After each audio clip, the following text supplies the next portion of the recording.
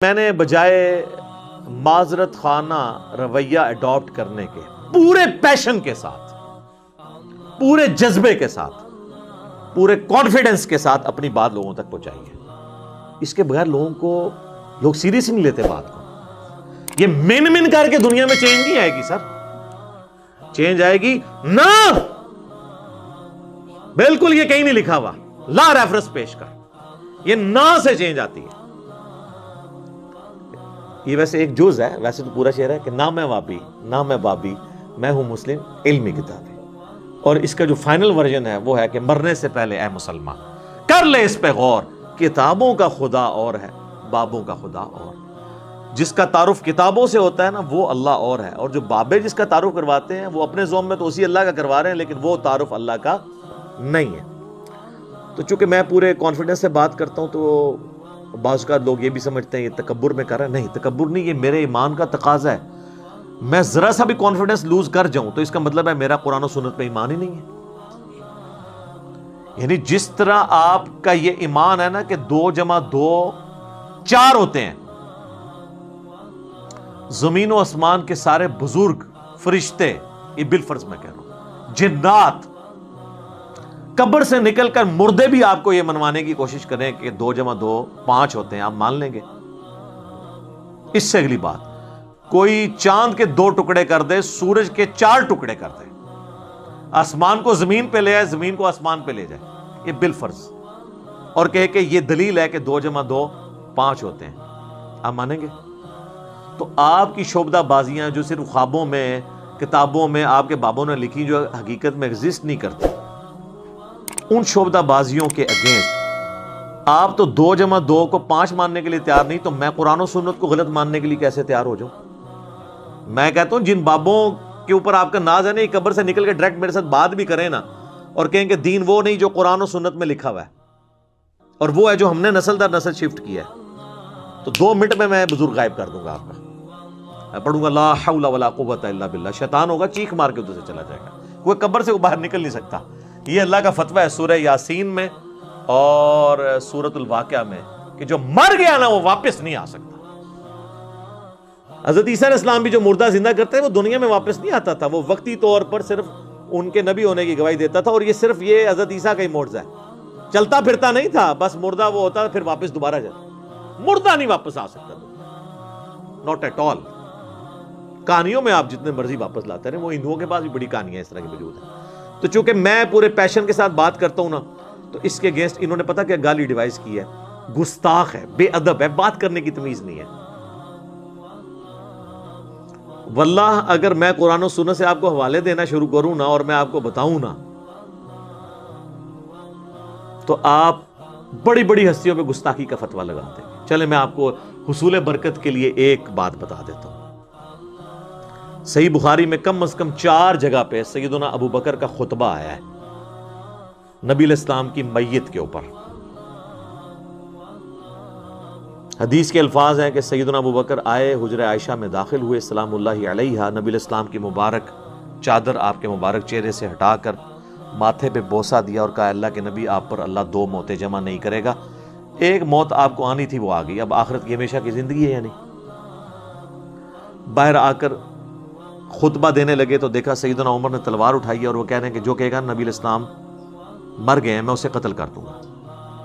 تو اسی کا جواب اصل میں سیدنا ابو بکر نے دیا، کیونکہ حضرت ابو عمر سمجھتے تھے کہ رومن اور پرشین امپائر کے گرنے کی پروفیسیز نبی علیہ السلام نے کی ہیں، تو ابھی تو وہ گری نہیں ہے، آپ جا ہی نہیں سکتے۔ تو جس طرح موسیٰ علیہ السلام 40 دن کے لیے کوہ طور پہ چلے گئے تھے، نبی علیہ السلام بھی وقتی طور پہ گئے ہیں، ڈورمنٹ کنڈیشن میں واپس آ جائیں گے پھر۔ تو اس کی نفی کی کہ 2 موتیں نہیں ہوں گی، اب آپ کو چونکہ موت آ چکی ہے، اب واپس نہیں، اب دنیا میں آئیں گے، اب آخرت کی زندگی ہے۔ اور حمد و صلات کے بعد سیدنا ابو بکر نے پہلا جو جملہ بولا پورے کانفیڈنس، پورے پیشن کے ساتھ، وہ پاکستان کے قانون 295C کی جو یہ ایکسپلینیشن مانتے ہیں مولوی، اس میں تو وہ گستاخانہ بنتا تھا، میرے نزدیک نہیں، ان کے نزدیک۔ اور ہم نے سوشل ایکسپیریمنٹ کیا ہے لوگوں سے پوچھ کے کہ اگر کوئی شخص اس طرح کہے تو لوگوں نے بہت بڑا گستاخ ہے جس نے یہ کہا ہے، تو بعد میں بتایا سیدنا ابو بکر ہے۔ کیا کہا؟ الا آگاہ ہو جاؤ، من کان یعبد محمدا فإن محمدا قد مات، جو کوئی بھی تم میں سے محمد کی عبادت کرتا ہے یا کرے گا، وہ جان لے کہ محمد مر چکے، وصال نہیں فرما چکے، مر چکے، مات۔ اور پھر آپ رضی اللہ تعالیٰ عنہ نے ساتھ ہی فرمایا وَمَنْ كَانَ يَعْبُدُ اللَّهَ فَإِنَّ اللَّهَ حَيٌّ لَا يَمُوتُ، اور جو کوئی اللہ کی عبادت کرتا ہے اور کرے گا، وہ جان لے کہ اللہ کو کبھی موت نہیں آئے گی، وہ ہمیشہ زندہ رہے گا۔ اب میرا سوال ہے کہ صحابہ میں کون نبی علیہ السلام کی عبادت کرتا تھا؟ تو یہ فرضی جملہ کیوں بولا؟ یہ ہوتے تو یہ کہتے ہو لے ممبر تو تھلے فرضی جملے بولنا ہے، شرک ختم ہو چکے اور تو سانو فرضی گلاں کرنا ہے، سانو نہیں پتا کہ عبادت کرنی ہے، فرضی جملہ ہے نا۔ ہاں قرآن کی آیت پیش کرنے کا تو رائٹ تھا، وہ آیت بھی پڑھی انہوں نے، انک میت وانہم میتون، سورہ الزمر آیت نمبر 30، اے نبی تمہیں بھی مرنا ہے، تمہارے مخالفین کو بھی مرنا ہے۔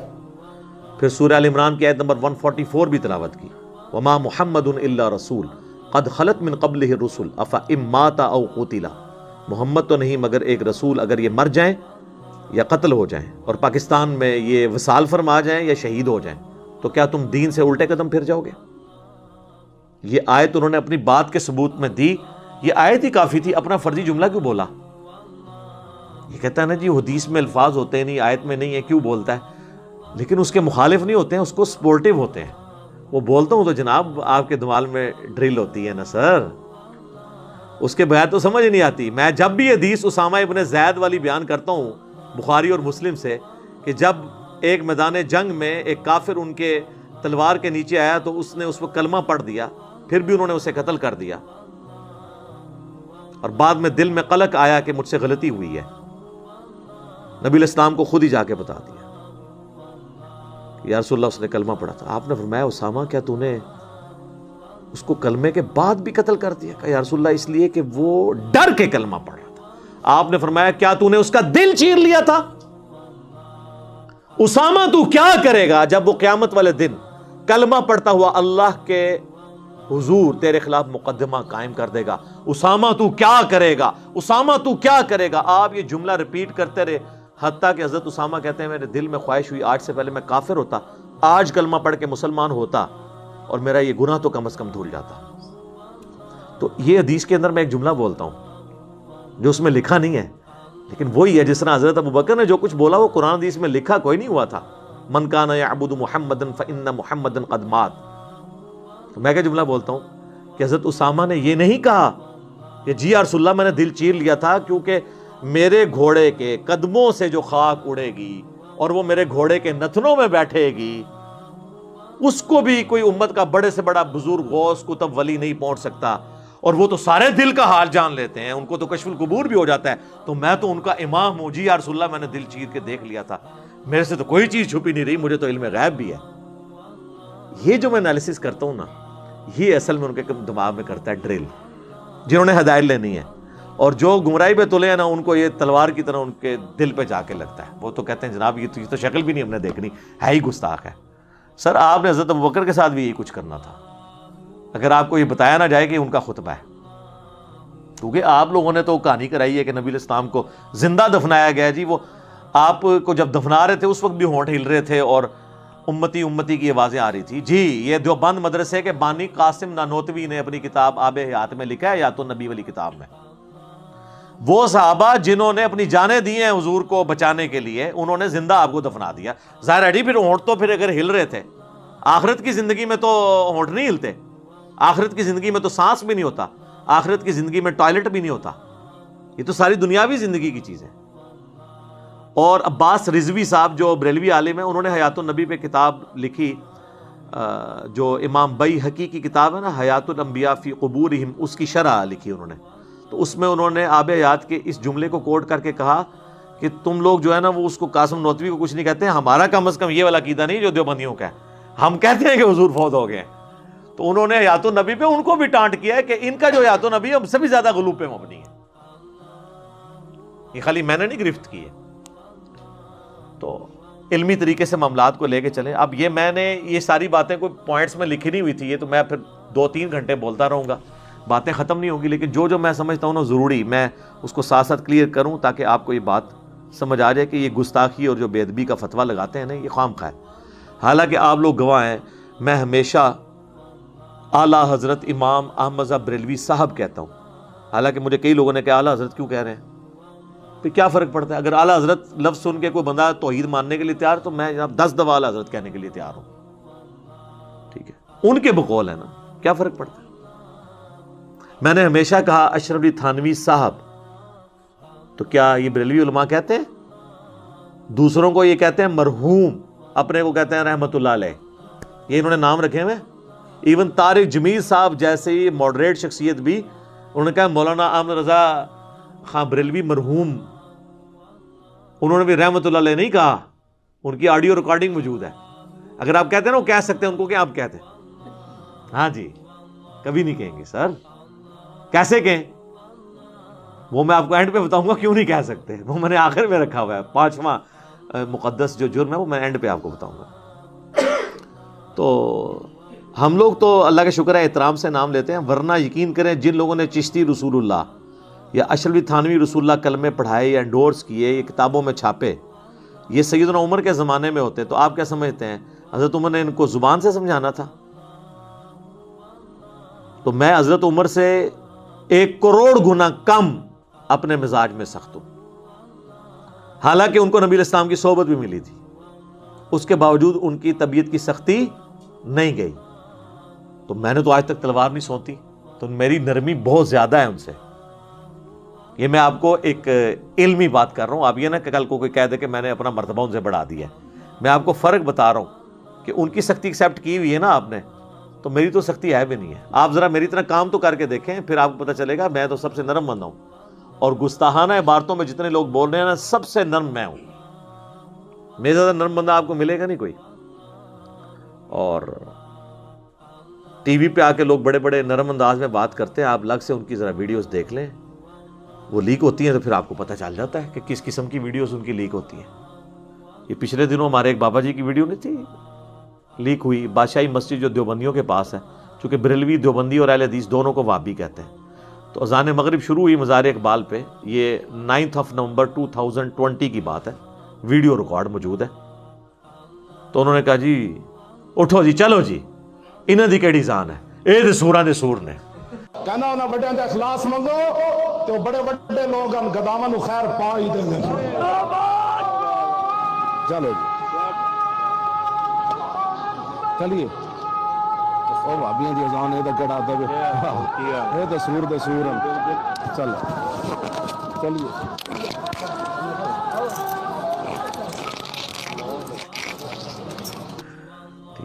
سر یہ اتنا بڑا انہوں نے اس جملے کی شرح پہ کتابیں لکھی جا سکتی ہیں جو انہوں نے کہا ہے. ایک انہوں نے سمندر کوزے میں بند کر دیا. یہ بے شک کہتے رہے ایک تسبیح میں پروئے میں ہم, ہمارے مطالبات آپ کے سامنے ہیں. ہم آپ کو بارہا یہ کہہ چکے ہیں کہ اہل حدیث دیوبندی اور بریلوی اتحاد ایک تسبیح کی طرح ہو چکا ہے, ایک قوت اور طاقت بن چکا ہے. تو آڈی تسبیح ورڈ کیوں نہ پرے سٹی ہے, ٹھیک ہے, تو انہوں پھر بھی توفیق نہیں ہو رہی.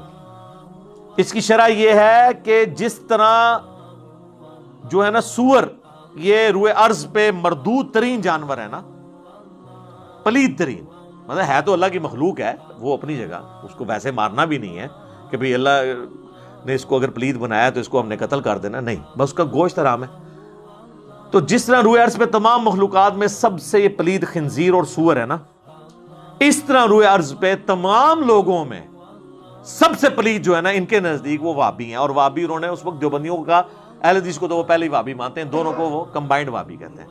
تو اب آپ کو اس بات کی سمجھ آئے گی کہ ان کی اذان کا کیا احترام. یہ تو سوروں دے سور نے, سوراں دے سور, یعنی جس طرح اس روئے ارض پہ سب سے بدترین سور ہے نا, اس طرح سوروں کے اندر اگر سب سے بدترین سور کوئی ہو سکتا ہے نا تو وہ وہابی ہیں ان کے نزدیک. شرح سمجھ آئی؟ یہ ہم ہی کر سکتے ہیں جو خود ان کے اندر رہا ہو. تو یہ ان کا اپنا ہی انداز ہوتا ہے بات کرنے کا. میں جو کچھ بیان کرتا ہوں پیشن کے ساتھ علمی دلائل رکھتا ہوں, کبھی کبھار کوئی سلپ آف ٹنگ ہو جائے تو وہ پورے کا پورا میرا ایک سمجھ لیں نیریٹو نہیں ہوتا. اوورآل میں ہی ہوں اعلیٰ حضرت لفظ بولتا ہوں, اشری تھانوی صاحب بولتا ہوں, امام ابن تیمیہ بولتا ہوں, ٹھیک ہے نا. کبھی میں نے نہیں کہا گستاخ ابن تیمیہ اس طرح کر کے میں ایک لفظ ساتھ جوڑ بول کے تو ساتھ بولوں اس طرح. یہ تو احترام سے ایک دوسرے کا نام نہیں لیتے. رہ گا پیشن, تو یہ تو نبی الاسلام کا سٹائل ہے. صحیح مسلم میں حدیث ہے, اور یہ حدیث امام جعفر نے روایت کی ہے امام محمد باقر سے, جو محمد بن علی بن حسین بن علی ہیں, یعنی حسین ابن علی کے پوتے, امام زین العابدین کے بیٹے. اور انہوں نے جابر بن عبداللہ سے کہ نبی علیہ السلام جب کبھی بھی ممبر پر چڑھتے تو آپ علیہ السلام جب تقریر کرتے تو آپ کی آواز بلند ہو جاتی, غصے میں اضافہ ہو جاتا, آنکھیں سرخ ہو جاتی, جس طرح کوئی جرنیل اپنی فوج کو تیار کر رہا ہو. اس طریقے سے آپ جب بھی ممبر پہ چڑھتے تو گفتگو کرتے تھے. یہ پیشن والا سٹائل سنت سٹائل ہے. اس سٹائل کا مذاق اڑانا نبی الاسلام کا مذاق اڑانا ہے, نعوذ باللہ. لیکن چونکہ ان جاہلوں کو پتہ ہی نہیں, نہ انہوں نے قرآن پڑھا نہ حدیث, یہ تو اپنی فقہ کی کتابیں اور دورہ حدیث کرتے ہیں, اور اس کے بعد پھر ان کو یعنی وہ دورہ حدیث سے اتنا کیا نہیں ہوتا, ان کو دورے ہی پڑھتے رہتے ہیں اپنی فقہ کے. پورا دورہ حدیث کیا ہوتا تو ان کو کچھ پتہ چلتا, ان کو فقہ کے دورے پڑھتے رہتے ہیں. پھر یہ صحیح مسلم میں 2005 نمبر حدیث ہے. تو یہ نبی الاسلام کا سٹائل ہے. اور اس کے بعد آپ علیہ السلام کہتے ہیں میں اور قیامت اس طرح ساتھ بھیجیں گے جس طرح یہ 2 انگلیاں. اور پھر آپ کہتے ہیں فَإِنَّ خَيْرَ الْحَدِيثِ كِتَابُ اللَّهِ وَخَيْرَ الْهَدِي هَدْيُ مُحَمَّدٍ صَلَّى اللَّهُ عَلَيْهِ وَآلِهِ وَسَلَّمَ وَشَرَّ الْأُمُورِ مُحْدَثَاتُهَا وَكُلُّ مُحْدَثَةٍ بِدْعَةٌ وَكُلُّ بِدْعَةٍ ضَلَالَةٌ وَكُلُّ ضَلَالَةٍ فِي النَّارِ. یہ آپ کا خطبہ ہوا کرتا تھا صلی اللہ علیہ وآلہ وسلم. اب لہٰذا کسی عالم دین کے ساتھ میرا کمپیریزن نہ کروائیں. کروانا ہے آپ نے پیشن کا تو ڈاکٹر اسرار صاحب سے کروائیں, تو آپ کو وہاں پہ بھی یہ سٹائل نظر آئے گا. رہ گیا میرے موضوعات, تو وہ تو دنیا میں کسی نے ان موضوعات کو ٹچ نہیں کیا, کیونکہ اس کے ساتھ تو بہت بڑی دنیاوی نقصانات, ایون جان کا نقصان جوڑا ہوا ہے. لہٰذا کہنا جی طارق جمیل صاحب کتنا میٹھا بولتے ہیں, جی مجھے وہ لیکچر بتائیں جس میں انہوں نے چشتی رسول اللہ اور اشرف تھانوی رسول اللہ کا رد کیا اور بڑے میٹھے انداز میں لوگوں کو سمجھایا کہ یہ کلمات نہیں ہوتے, یا آپ بھی کہہ کے ریکارڈ کروا دیں. تو آپ 2 مختلف چیزوں کو کمپیئر کروا رہے ہیں. آپ گولف کے بال کا مقابلہ کرکٹ کے بال کے ساتھ کروانا چاہ رہے ہیں, ان کے ٹاپکس ہی نہیں ہیں. چلیں آپ خود کر کے بتا دیں ذرا, پھر آپ کو پتہ چل جائے گا آپ کے ساتھ جو ہوگی کتنا عرصہ آپ سروائیو کریں گے. تو میں تو اللہ کا شکر ہے پھر بھی بڑا نرم ہوں. اور اگر یہ علماء مجھے مخلص ہوتے نا سمجھانے میں, تو ہوتا یوں کہ میرے پاس آتے اکٹھے ہو کر بریلوی علماء اور مجھے کہتے ہیں کہ دیکھیں آپ تھوڑی سی یزید کے معاملے میں نرمی کریں. آپ ہر معاملے میں اہل حدیث کو یزید والے مسئلے میں اتنا رگڑا لگاتے ہیں, ان کے بیچاروں کے چڑیا جتنے دل دکھ جاتے ہوں گے. آپ بار بار یزید کو کنڈیم کرتے ہیں, بار بار. ٹھیک ہے ہم بھی مانتے ہیں کہ یزید نے برا کام کیا, لیکن اہل حدیث ہمارے بھائی ہیں, ان کے دل دکھتے ہوں گے. آپ یزید والا ٹاپک چھوڑ ہی دینا. یہ کہیں گا کبھی کوئی بریلوی کیا کہے گا, منڈ کے رکھو انہوں, چک کے رکھو کام, انجینئر صاحب چک کے رکھو. یہ لکھا ہوتا ہے کامنٹس میں, کام چک کے رکھو. آج تک مجھے کسی اہل حدیث نے نہیں آ کے کہا کہ دیکھیں آپ علی بھائی ہر دوسرے لیکچر کے اندر آپ یہ کہتے ہیں کہ مرے ہوئے بزرگوں کو پکارنا شرک ہے, یہ قبروں پہ مزارات نہ بنائے جائیں, یہ بدعات ہیں. توحید کے اوپر آپ اتنا زور لگاتے ہیں, مزارات کی مذمت کرتے ہیں. ہر دوسری ویڈیو میں کہتے ہیں رفع الیدین کے ساتھ نماز پڑھو, یہ سنت طریقہ ہے. تو ہمارے حنفی جو بریلوی اور دیوبندی بھائی ہیں, ان کے چڑیا جتنے دل دکھ جاتے ہیں, آپ کو کیا ضرورت ہے رفع الیدین پہ بات کرنے کی. آپ چپ کر کے بس اپنا ایک بات کریں, ان کے دل دکھ جاتے ہوں گے. کبھی نہیں کوئی, اللہ کے فضل سے اس کے بعد بھی کوئی نہیں آ کے سمجھائے گا. میں تھوڑی بوتھیے تو اندازہ لا لیں گے تسی ایکٹنگ پہ کر دے ہو یا تسی اندروں پہ بول دے ہو, پتہ لگ جاتا ہے. منو زیادہ کون تانوں پہچان سکتا ہے, بلکہ سونگ کے بھی دس دیں گا. آپ نہیں مطلب سونگ کے بتا نہیں دیتے. آپ مجھے بتائیں ایک بندہ آپ کے سامنے آئے جس کے بال بکھرے ہو, اتنی لمبی داڑھی ہو اور آدھی پنڈلی تک اس نے شلوار اٹھائی ہو, تو آپ کو وہم بھی آئے گا کہ یہ بریلوی ہے.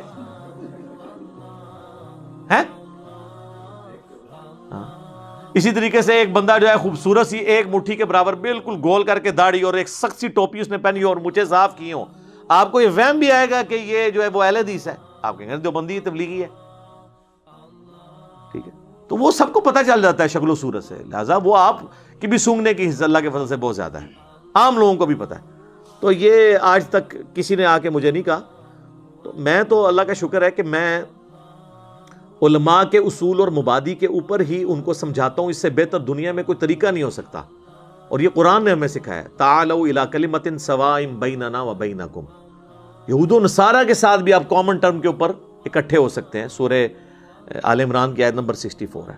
تو میں کامن ٹرم پہ اکٹھا ہوتا ہوں. میں بریلویوں سے کہتا ہوں کہ دیکھو, میں خود 31 سال بریلوی رہا, مجھے بچپن سے یہ چیز بتائی گئی کہ دیوبندیوں کے امام نے اشرف علی رسول اللہ کلمے کو انڈورس کیا تھا, لہٰذا یہ گستاخ رسول ہیں. تو میرے بھائیوں میں یہ مانتا ہوں, آپ بھی مانتے ہو؟ کہتے ہیں جی مانتے ہیں. تو اب تو یار وہ چشتی رسول اللہ نکلا ہے حشر بہشت میں, تو ہونا تو چاہیے کہ جناب چاہے اشرف علی تھانوی رسول اللہ یا چشتی رسول اللہ ہے, دویاں دی ایسی تھی تیسی. تو کہتے ہیں نہیں وہ پوچھیں گے. تو اس کے بعد کیا ہے, دو نمبری کر رہے ہیں, اپنے آپ کو دھوکہ دے رہے ہیں, ان کو نہیں پتا. یہ میں کٹر لوگوں کی بات کر رہا ہوں, باقی تو لوگ قبول کر لیتے ہیں. ہماری دعوت سب سے زیادہ بریلویوں نے قبول کی ہے. اس سے بہتر کوئی اصول اور موادی نہیں ہے. میں دیوبندیوں سے کہتا ہوں کہ میرے بھائیوں آپ کا کیا جھگڑا ہے بریلویوں کے ساتھ؟ دونوں حنفی, دونوں ایک ہی روحانی باپ کی اولاد فقہی طور پہ. مسئلہ کیا؟ کہتے ہیں یہ مشرک ہیں, قبروں سے ان کے بڑے غلط عقیدے ہیں. تو میں کہتا ہوں میرے بھائی یہ تو آپ کے بھی جو سوانح قاسمی کے اندر لکھا ہوا ہے کہ قاسم نانوتوی جنہوں نے مدرسہ دیوبند بنایا تھا, وہ اپنے مرنے کے 6 سال کے بعد خواب میں نہیں بیداری میں قبر سے نکلے, دیوبند کے 2 مولویوں کی صلح کروا کے واپس قبر میں چلے گئے. اب ہونا تو یہ چاہیے کہ جناب ہونا بھی لکھا ہے تو وہ بھی ہوئی کچھ سن, لیکن جن کو ہدایت ملنی ہے وہ کہہ دیتے ہیں ٹھیک ہے. اہل حدیثوں سے میں کہتا ہوں میرے بھائیوں آپ کو کیا مسئلہ ہے؟ وہ کہتے ہیں دیکھیں جی ہماری تو ہر چیز بخاری مسلم میں لکھی ہے, نماز کا طریقہ دیکھ لیں, فلاں چیز دیکھ لیں. تو ہم کہتے ہیں اچھا تو بخاری مسلم میں جو جو لکھا ہے, ہاں جی اس کی تو تمام متصل الاسناد مرفوعہ حدیث جو ہیں قطعی السند ہیں, اور یہ تو جو بخاری مسلم کو نہیں مانتا وہ تو گمراہ ہے, اہل سنت سے خارج ہے. ہم کہتے ہیں ٹھیک ہے ابھی چیک کر لیتے ہیں, آپ کو بھی ٹیسٹ لگا لیتے ہیں. تو سر صحیح بخاری اور مسلم دونوں میں حدیث موجود ہے, اور بخاری کا اس کا طریق ہے 2812. ہاں جی اب تو ویسے اس کا نمبر ہی بولیں تو ساتھ ہی کھوتی مر جاتی ہے ندی, کہ نبی صلی اللہ علیہ وآلہ وسلم نے فرمایا وائے عمار تجھے ایک باغی جماعت قتل کرے گی, تو انہیں اللہ اور جنت کی طرف بلائے گا اور وہ جماعت دوزخ کی طرف بلا رہی ہوگی. تو ہم کہتے ہیں میرے بھیا پھر فیصلہ کرو کہ مولا علی کی پارٹی جنت اور اللہ کی پارٹی ہے, اور مولا علی کے مخالفین جو آل امیہ تھے وہ جہنم کی طرف بلانے والی پارٹی ہے.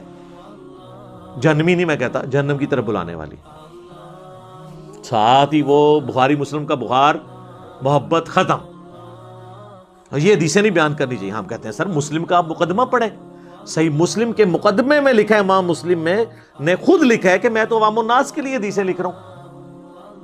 تم کہہ رہے ہو ہمیں بیان نہیں کریں, تو چلیں مسلم کی آپ کو حدیث بیان کر دیتے ہیں, کریں جی. مسلم شریف میں 4776 نمبر حدیث ہے کہ عمر بن عاص خانہ کعبے کے سائے میں بیٹھے ہوتے ہیں, عبداللہ بن عمر بن عاص, اور ایک تابعی آ کے ان سے کہتا ہے عبد الرحمن بن عبد رب کعبہ, جب وہ حدیث بیان کرتے ہیں کہ امیر کی اطاعت کرنی ہی کرنی ہے, تو کہتے ہیں یہ آپ نے اللہ کے نبی سے خود سنا تھا ان کا, میں کعبے کے سائے میں بیٹھا ہوں, میں نے میرے کانوں نے نبی علیہ السلام سے یہ خود سنا تھا کہ اطاعت امیر کرنی ہے, میری آنکھوں نے حضور کو دیکھا, میرے دل نے آپ کی بات یاد رکھی. تو انہوں نے کہا پھر اگر یہی بات ہے تو آپ کے چچا کا لڑکا معاویہ ابن ابی سفیان, چلیں ہم تو احترام سے نام لیں گے, رضی اللہ عنہما, جو ہمارے امیر ہیں اس وقت, وہ تو ہمیں حکم دیتے ہیں کہ ہم لوگوں کو ناحق قتل کریں اور لوگوں کا مال حرام طریقے سے ہڑپ کریں, جبکہ سورہ نساء میں آیت نمبر 29 میں اللہ تعالیٰ فرماتا ہے کہ اپنوں کو مت قتل کرو, یعنی ایک دوسرے کو, یعنی ایک دوسرے مسلمان ہی ہوتا ہے نا, اس لیے اس کو کہا کہ اپنوں کو گویا قتل کرنا ہے,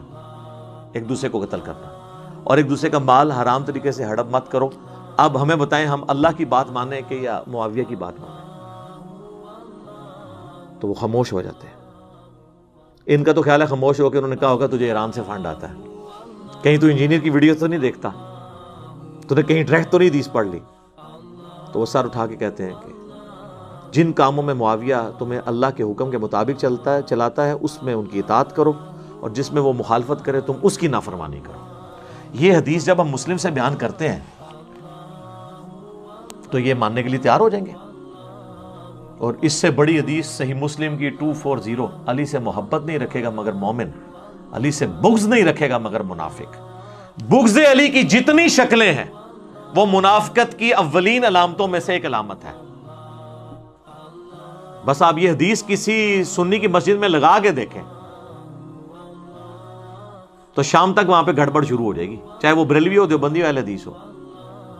کیونکہ انہیں پتہ چل جائے گا کہ بھئی یہ تو کسی اور پلیٹ فارم سے بول رہا ہے، حالانکہ مسلم شریف ہمارا ہی پلیٹ فارم ہے، بخاری ہو مسلم یہ دونوں ہمارے ہی پلیٹ فارم ہے۔ تو اس کے اوپر مجھے بتائیں اب اہل حدیث کو کیا غصہ کھانے کی ضرورت ہے؟ اسی طریقے سے اہل تشیع کی طرف آ جائیں، وہ تو خود اس چیز کا رونا روتے ہیں کہ آل امیہ کے دور پہ میں سیدنا علی پر ممبروں سے سب و شتم ہوتا تھا، تو تم نے وہی کام شروع کر دی۔ میرے پاس تو کوئی شیعہ آتا، میں کہتا ہوں میرا تم سے بنیادی اختلاف یہ ہے کہ تم معاویہ کے ٹریک پہ اور میں علی کے ٹریک پہ ہوں۔ علی نے تو اپنے مخالفین کے لیے دعائیں بھی کی، ان کے جنازے بھی پڑھائے اور اپنے ہاتھوں سے ان کو دفن بھی کیا، ان کی لاشیں اٹھائیں، ان پہ گریہ کیا، اور تم لوگ جو ہے وہ حضرت علی کے طریقے پہ نہیں چلتے ہو اور ان لوگوں کے طریقے پہ چلتے ہو جنہوں نے 60 سال تک ممبروں پہ حضرت علی پہ لعنت کی، تم بھی صحابہ پہ لعنت کر کے انہی کے طریقے پہ ہو، تو آگے سے وہ بھی پریشان ہو جاتا ہے۔ اب اس سے بہتر اور کیا طریقہ ہے ان کو سمجھانے کا؟ تو ہم جس اصول اور مبادی، اسی کو میں نے اینٹی وینم، پھکی الزامی جواب نام دیا ہوا ہے۔ جیسے کوبرا سانپ کاٹ جائے نا تو اس کا علاج پھر کوبرے کے زہر سے ہوتا ہے، اسے کہتے ہیں وینم کا علاج اینٹی وینم، جو اس کے زہر سے بنتا ہے۔ تو میں اسی اصول کے اوپر ان کو جواب دیتا ہوں، اسے میں اینٹی وینم کہہ دیتا ہوں، پنجابی میں اسے پھکی کہہ دیتا ہوں، اردو میں اسے کہا جاتا ہے الزامی جواب، کہ ہاں بھئی اب اس پہ اگر یہ بات ہے تو تو بھی مان رہا ہو، تو یہ کسی کو برا نہیں لگنا چاہیے۔